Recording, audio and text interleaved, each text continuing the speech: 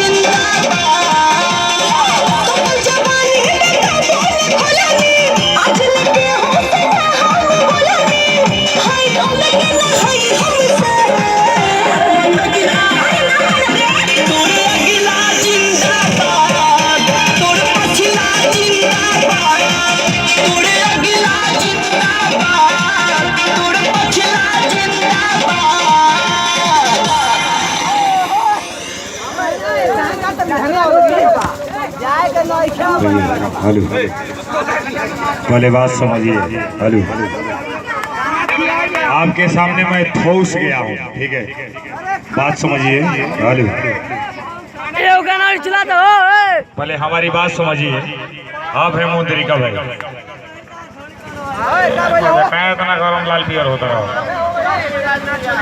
देखिए, हम लोगों का प्रोग्राम 2 बजे तक का नहीं, बात बताता हूँ, निर्धारित समय से हम कभी भी आधा घंटा अधिक चलाते हैं, ठीक है। जब कब ईमानदारी से बोलिए, क्रिया खा के घड़ी के कसम बा। कितना बजे था? 2 बजे, 2:30 बजे था, 5 मिनट कम बा। एक गाना और सुनो, दिक्कत नहीं है। लेकिन छोटी सी बात बता दूं। हेलो, पहले हमारी बात सुनिए। आप कहेंगे पैसे से तोड़ने के लिए भाई, तो इसके लिए हम क्षमा चाहेंगे, ठीक है, क्योंकि जैसे हम आपके इज्जत में आए हैं, पहले बात सुनिएगा, जैसे हम आपके इज्जत में आए हैं, कल दूसरे भाई के यहाँ इज्जत पे जाना है, ठीक है।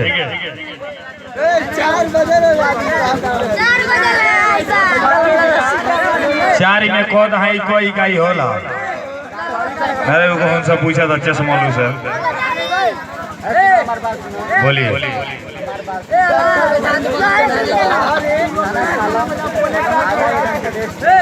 हाँ, मैंने हमारा शौक लागल बा कि सबके गरम गरम घूर ले, हमारी से लिया के काट के खाएं। आप एक पैसा मत दीजिएगा, ठीक है। पैसा की बात आप मत कीजिए, पैसा की बात आप बिल्कुल मत कीजिए, ठीक है। पैसा की बात आप बिल्कुल मत कीजिए। 30,000 और 35,000 की बात करते रहो। भाईचारे का मतलब वो होता है कि आप कहिए एक गाना चला दीजिए। पैसा आप देखे हैं, जब हम सट्टा लिखे हैं, टाइम से पूरा प्रोग्राम कर दिए हैं, तो आप सट्टा हमारा पैसा रोक भी नहीं सकते हैं, ठीक है। हाले, और ये धन्यवाद देना चाहिए जिनसे हमारी बात है, उनकी बात को मैं समझ रहा हूँ। ये जब वफुंदर भाई बने तब से मान लगे जवाई कोयले बने, अलग के बात हमने के जानवर है जहाँ, इंसान है जहाँ। तू गाना के खाली बात करता हूँ, नाश्ता पूछलो कि कोयले हंस कि ना परदेसी हम तो ये जा रहे जब तेरे देहात में ये जइए से कलकत्ता में से कहीं से रखवा गाँव में कोई नहीं जाता, नस्तो ना मिलो, रुक ले बात कर रहे हैं। हालो, और ये धन्यवाद देना चाहेंगे आखिरी और लास्ट प्रस्तुति के साथ ऑर्केस्ट्रा लाजवाब म्यूजिकल ग्रुप की जोरदार प्रस्तुति, खूबसूरत प्रोग्राम। और कहना है भाई मुंदरी का भाई रोज का प्रोग्राम है, क्योंकि वक्त नूर को बेनूर बना देता है।